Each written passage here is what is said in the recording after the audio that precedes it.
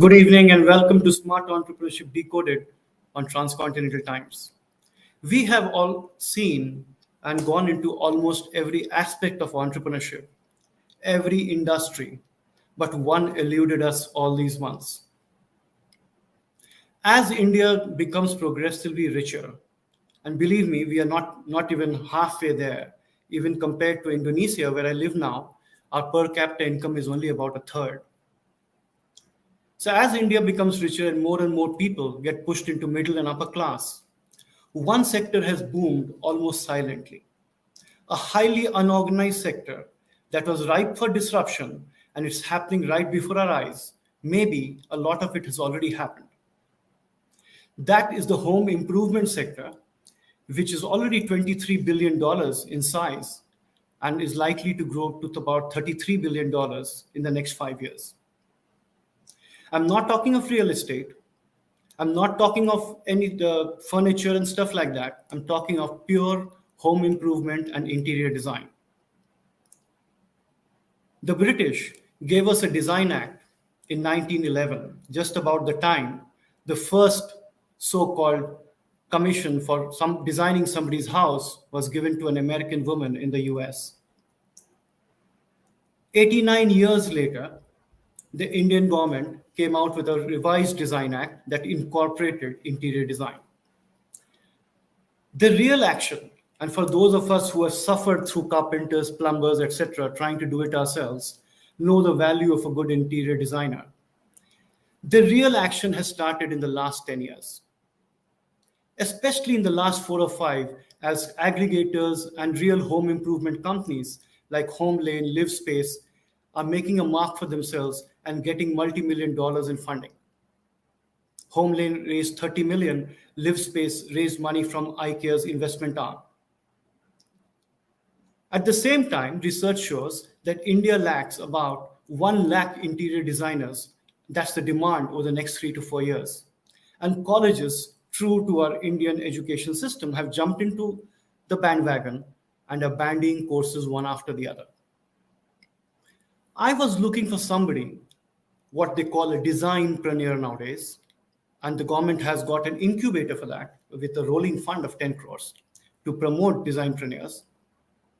I was looking for a designpreneur and I came across one in my own friend circle.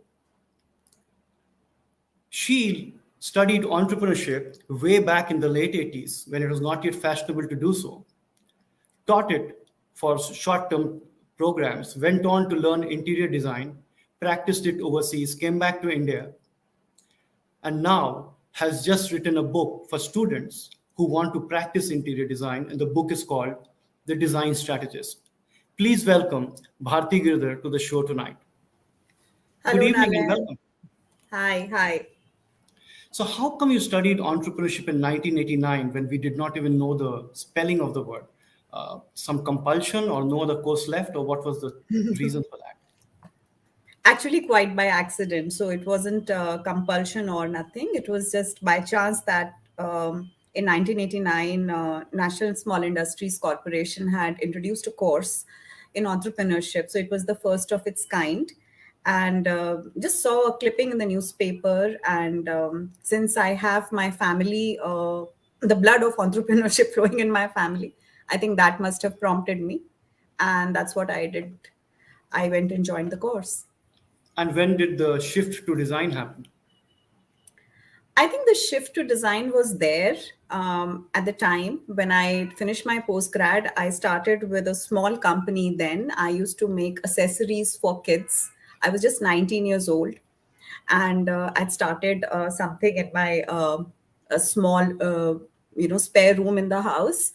So I used to design kids' accessories and clothes back at that time, and then slowly and gradually I came towards interior design. In my head, I used to plan rooms and started sketching. Then I went on to Delhi University to become a lecturer in home science, and I used to teach house plans and all to the students over there. But it was like the bug had bitten me. But I did a formal training in interior design much later when I was 32, because I didn't get a chance. I got married and had children, so I didn't get a chance to do it India. So I went abroad and I did it. So, when you see these hundreds of colleges now offering interior design courses in India, and I know you lectured at a few of them, what is there a defined way of teaching it? I mean, is it a 4-year course? Is it a 1-year course? Everybody seems to have a different parameter. Yeah, even I have learned for the last 5 years when I have been interacting with the colleges and institutes that there is a diploma and then there's a certificate, and there is 2 years diploma, there is a 3 year certificate. So really, there is no set standard for it.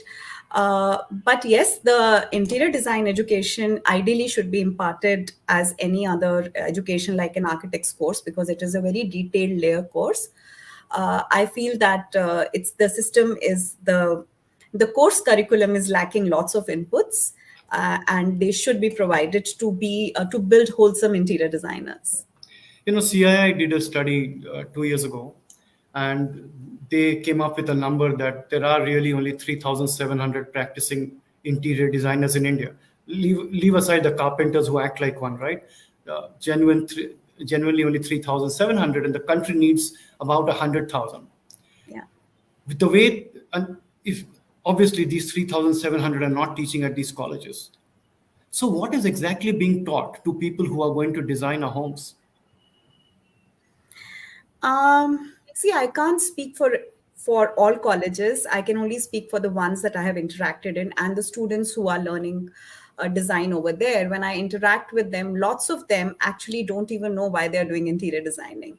So interior designing is the stepchild of the family, basically. For those uh, children who cannot get into engineering or medicine or any other good course, the parents are now considering, or some of them who cannot get into architecture are now considering sending their children to interior design. That's a sad thing. So when they enter, half of them are not really very clear.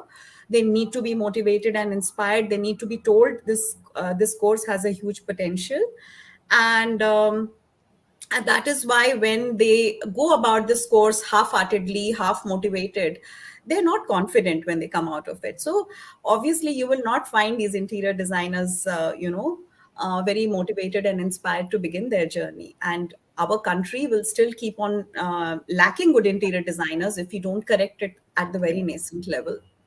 Actually, even in the software space for UI and UX designers, Indians go overseas.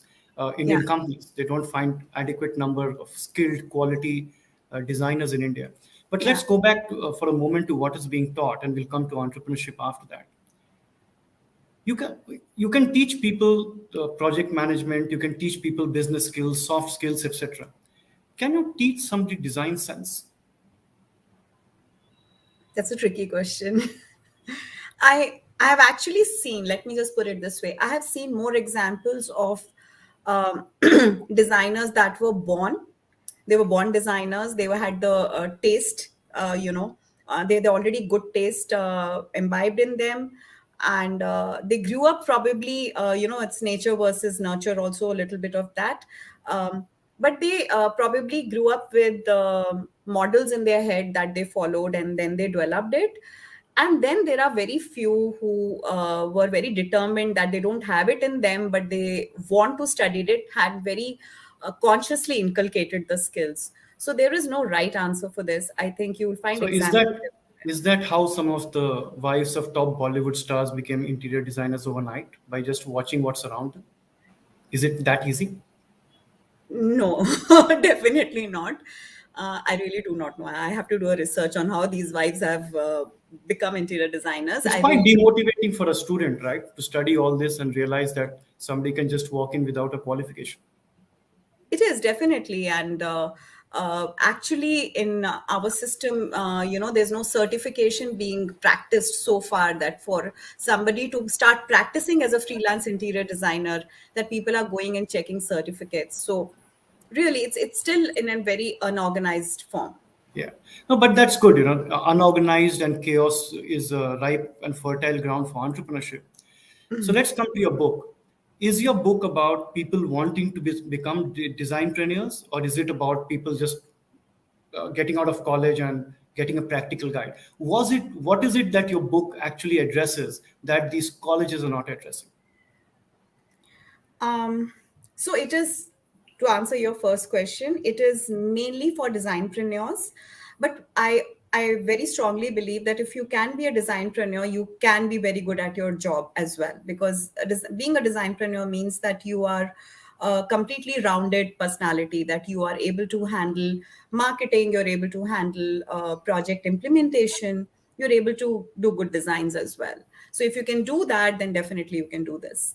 Um, to your second question, what has been the gap? I largely feel that design has been taught very well in colleges, how to do a design for a client.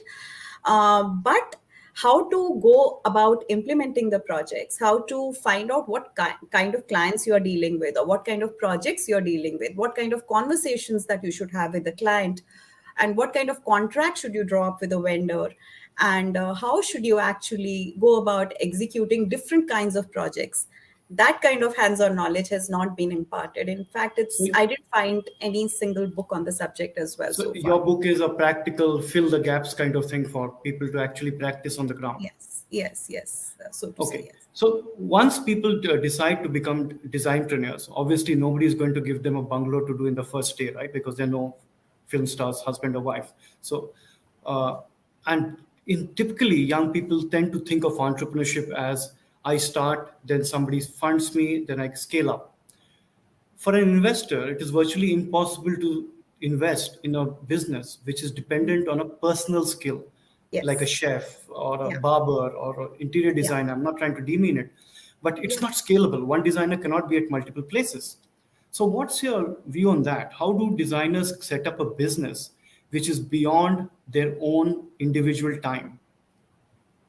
I think you have to take very, very small baby steps to begin with. You cannot jump into, getting investments for your company, because, like you rightly said, it's a service-based, single-person dependent company. So you have to take baby steps, establish your firm, and once you have enough experience doing up projects and you are capable of juggling up multiple projects, that's the time that you should form a firm, and then you can probably, bring investors on board. So is there a need that some these people should partner with people with other skills, or are they better off taking a back seat and being a designer in an entrepreneurship setup? I mean, owning equity, they can still own equity, but do they Yeah. really need to be in front because it takes a lot of time? It does take a lot of time. No, this could be an alternate model for some, but some who are good at doing it all can practice alone. There is nothing that's stopping them.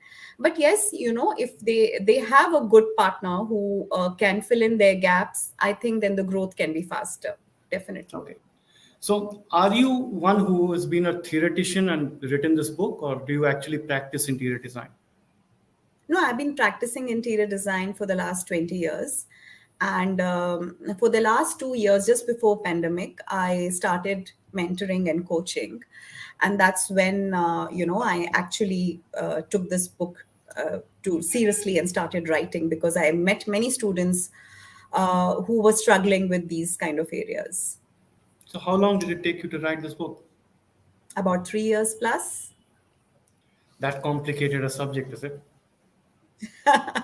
No, it was there was nothing to fall back on. Like I have seen books on interior design which are written by foreign authors, a lot of UK based and US based authors, but I did not find any much of content on in Indian context. So obviously, finding that validation was not there, so it took me So time. I had to.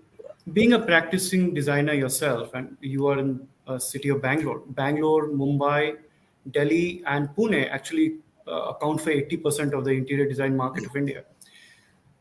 For young people who come out, what will be their greatest challenges first day when they're out? You'll be surprised to know, but I think the greatest challenge is to get started, to just figure out where to find the projects. To I find that most of the students, if you ask them what is their biggest pain point, they tell mean that, what if I get a call from a lead, of potential lead?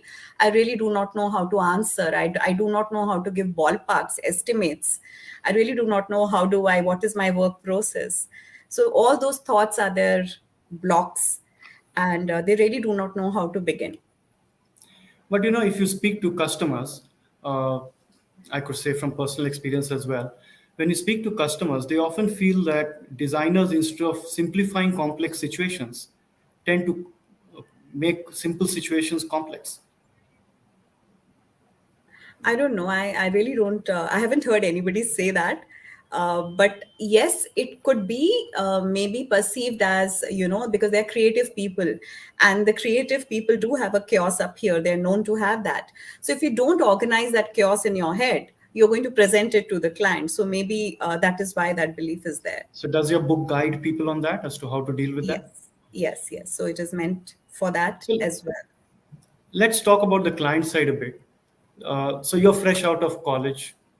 You've gained some tricks of the trade and fill the gaps of practical knowledge through books like yours. You go out into the market and you want to practice your form and style of design. Where do you stop your design thinking and allow the client to dictate, even if it goes against everything you've learned? Well, most of the time you have to do that. Most of the time you have to be very, very client centric, rather than your own ideas. Unless and until the client, there are some clients who would come to you and say that, we do not have any design ideas. We have not, like, our mind doesn't work in that direction. Can you guide us? So that's a time that you should practice it.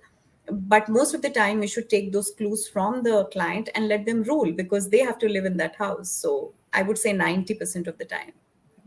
Is there a growing market in the commercial space as well, apart from residential? Oh, yes, definitely. And especially so now, after the pandemic, there are lots of vacant spaces. People are refusing to go back to work. So we have to start reinventing the office space. And lots of companies are already doing that. I think there is going to be another boom in the commercial industry as well, where interior designing is concerned. So a lot of people who getting into interior design for the first time, because India has got this huge mass of people coming into the middle and upper class. They are naturally hesitant, right? It's their hard-earned money, and they tend to Yes. think that it will increase their cost in some way. There are already transparency issues, material issues, etc., which they are scarred by, not because of the designer, but Yeah. because of carpenters, plumbers, or whatever you say. Yeah. Yeah. How does a designer overcome that price barrier thinking and transparency thinking? See, there is a very natural graph that an interior designer has to follow. As a beginner, you have to be 100% transparent. And why I say that is because when you start as a beginner, your elements of designs are mostly well defined, and you must give that cost to the client so that the client is able to trust you. So you have to put it out there in a very organized form and give each line item. And as you grow and you start to do more layered design, that is the time when you want to take a little bit of more freedom, creative freedom, by asking it from the client. And at that point, you can go for more lump sum cost. But to begin with, I think you have to give a complete transparency and let the industry, let your clients form that trust on you. It is extremely important. Let's move to some of the new age design companies, right? We have now MS Dhoni pitching for one of them as well. Uh, I'm sure they're doing good because, unlike other startups, they are actually getting into a Yeah. path of profitability and good Yeah. profitability. Yeah. So, from that perspective, it's fine. But from a customer's perspective, what has changed? But particularly, what I want to know is when you try to take a creative process and say, I'm going to do it in 2 weeks or 3 weeks or whatever it is, are you commoditizing design? Are you removing the element of the individuality or sheer skill and just commoditizing it? Are people now getting boxed solutions? I won't be so harsh in judging that, because I think the very fact that they are being successful, they are definitely catering to a very critical need of the clients. And as long as the clients are happy and their needs are met, we are nobody to say anything. But from a designer's perspective, I feel like they're the fast food of interior design. It's a fast food chains of interior design. So according to me, if you ask me, I like to brew my design over a time period of, say, 5 or 6 meetings with a client. I try to get USP, what they really like. But if the client is okay with this, I think you get what you pay for. They're getting their value, so be it. We have Would uh, you? we have enough space in the industry for everyone No, I'm to. sure, sure. It's quite a large market and Yeah. growing really fast. So, would you Yes. suggest to young design professionals who come out of college to work in these companies or to work with individual designers as an apprentice? Well, depends on what they're looking for. If they're looking for monetizing whatever that they have studied, and that's the criteria, then yes, definitely. But if they are learning, if they want to learn more and they want to be a hardcore interior designer, then definitely it's better to get associated with either a mentor or somebody who's more experienced in the field, and preferably join a startup, a freelancer, so that they can get the maximum exposure. And when these entrepreneurs, and I see a lot of design entrepreneurs coming in and trying to solve this disorganized market, Yes. with these newer companies coming in, do you see a change in the supply chain or more predictability in materials, etc.? Because that has always been the bane, right? Yeah, that's always been the pain, and I think a lot of things are getting sorted. The technology is helping us. There are so many apps that people in designers like us can turn to for sourcing their materials or for getting things done much easier and quicker. So I think that all is enabling it. So, for many of us who travel overseas, one of the common uh, things you hear from people is everything there overseas, in the developed countries at least, is so well finished. Yeah. And sometimes in India, you can spend an enormous amount and still be left half pregnant, still expectations are not met. Is it a function of skill, work culture, or just plain lethargy? Leaving the third point, the first two are what it is. I think it's not lethargy, but it is the work culture. Like we have, for many, many years, we have depended upon the carpenters and the unpredictability and the unorganized force. Yet, we have managed not so bad. But yes, the quality had been a very kind of, you uncertain factor. You don't know when you begin a work with a carpenter we're going to get it or not. It is also availability of technology, and it is taking us time first to have a mindset that yes, interior designing is required. And once that is, then we can have more players in the market who are ready to put money in this market to develop the technology, to take us, to develop some machines so that we can have quality finishes in our furniture. So one of the challenges, in personal skill-based businesses, for designpreneurs, they will face the same challenge unless Yeah. they work for a large organization. If they set up their own practice, it's largely a small geography that they can serve.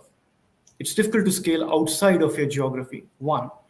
And secondly, it's a business that you can't sell to anybody, right? Don't, because it is because of you.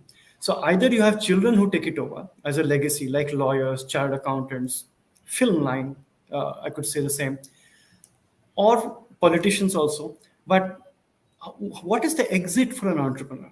How do they get off the treadmill? You can't sell it to somebody. I mean, is it really worth all the effort to build something in a small geography? Satisfaction is one thing, but from business, pure commercial perspective, to build something in a small geography, you can't scale up and nobody to sell to unless your children want to take it over. Well, it's the same with the, Bollywood actors and cricketers as well, isn't it? Anything that has got a brand associated with your name is going to have the same consequence. So, but I think nowadays people are thinking more about, having their life well lived and having to satisfy their own quenches like designers do have. I don't think our generation is looking at our children taking the legacy forward. The new generation doesn't much believe in that. I personally don't see this as a problem. I think if you've lived it well and you have Okay. lived it all, it's Let's perfect. talk about you, the entrepreneur itself. So this book is part of your entrepreneurship, right?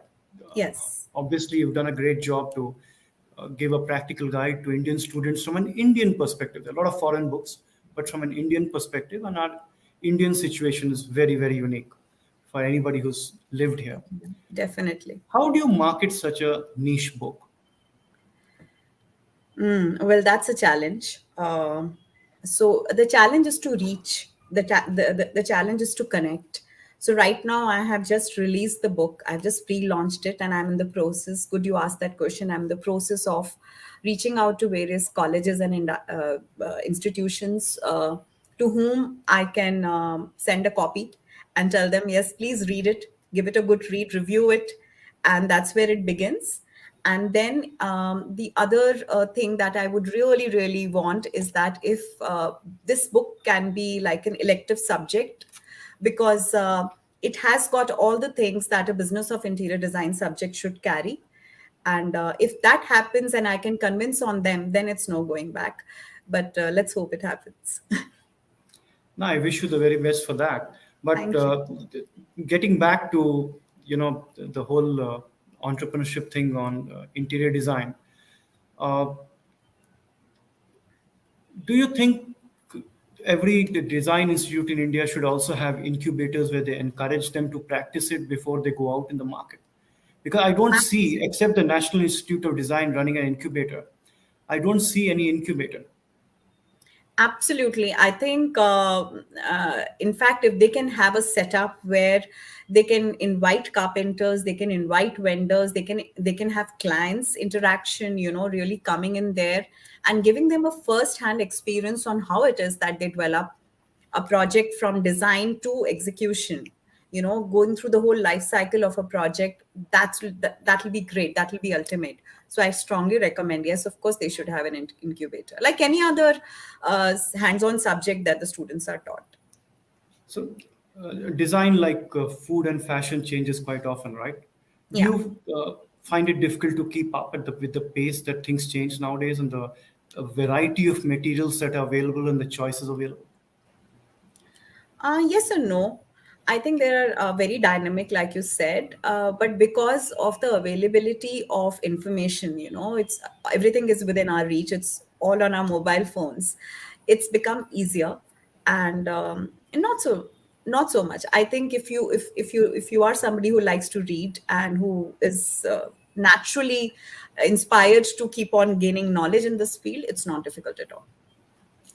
What are the three skills that designers should be taught before they leave college to be design entrepreneurs on their own? Three key skills other than designing itself. Okay. I think number one is their keenness to know themselves.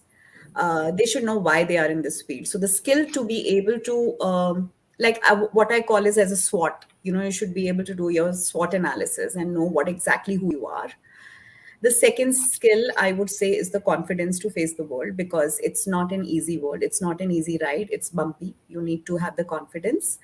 And the third, if it has to be, then it has to be you need to be a juggler. You need to be able to juggle up many things as an entrepreneur. So, yeah, I think these three skills. So, Bharti, we are completely out of time. One final question. Sure. Apart from interior design and being a serious practitioner, what else do you do? Anything else that helps you relax or anything that you do as a hobby? Lots of things. I write. I do read a lot.